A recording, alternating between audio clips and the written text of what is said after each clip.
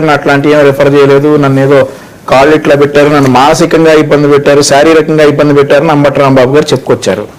మరొక విషయం సారీనా, జగన్మోహన్ రెడ్డి గారితో మాట్లాడినటువంటి ఒక బయట ఒకటి వీళ్ళు లీక్ చేశారు. మరి అది అదృష్టంగా వచ్చిందో కానీ అందులో పోలీసులు అసలు పూర్తిగా తెలుగుదేశంకి కోఆపరేట్ చేశారు అని చెప్పుకొస్తా ఉన్నాడు. పోలీసులే కనుక కోఆపరేట్ చేసినట్లయితే తెలుగుదేశం పార్టీకి మేము లోపలికి వెళ్ళేవాళ్ళం కదా అంబటి రాంబాబు గారి ఇంట్లోకి. అదేం జరగలేదు కదా. అంబటి రాంబాబు గారికి పోలీసులు ప్రొటెక్షన్ ఇచ్చారు. ఆయనకి ఏం కాకుండా, ఆగ్రహంతో ఉన్నటువంటి కార్యకర్తల దాడిలో ఆయనకి ఏం కాకుండా ఆయన్ని పోలీసులు చక్కగా ప్లాస్టిక్ ఈ అడ్డం పెట్టుకుని పోలీస్ స్టేషన్ తీసుకెళ్ళడం జరిగింది. ఆ తర్వాత కూడా ఒక మాజీ మంత్రి ఆయన చాలా గౌరవంగా తీసుకెళ్లారు. ఇది కూటమి ప్రభుత్వం. సొంత పార్టీ ఎంపీని కొట్టినట్లుగా కొట్టేటటువంటి లక్షణాలు ఇక్కడైతే లేవు.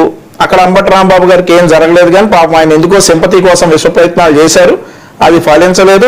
మొత్తానికి ఒక విషయం మనం ఇక్కడ గుర్తించాల్సింది ఏంటంటే, ఎప్పటి నుండో అంబటి రాంబాబు గారు నా మీద కేసు పెట్టండి, నా మీద కేసు పెట్టండి, నా మీద కేసు పెట్టండి, దమ్ముంటే నన్ను అరెస్ట్ చేయండి, దమ్ముంటే నన్ను అరెస్ట్ చేయండి అని అన్నారు. ఈ రోజు అరెస్ట్ చేశారు. సరే, ఆయన కోరుకుంటుందో ఎప్పటి నుంచో, మరి మైలేజ్ కోసం కోరుకుంటున్నారో లేదంటే ఏదన్నా జ్యోతిష్యుడు చెప్పాడో కానీ నా మీద కేసు పెట్టండి అని చెప్పి ఇన్నిసార్లు కోరుకుంటే ఈ రోజు కేసు పెట్టి అరెస్ట్ చేయడం జరిగింది. సరే, లోపలికి వెళ్ళారు.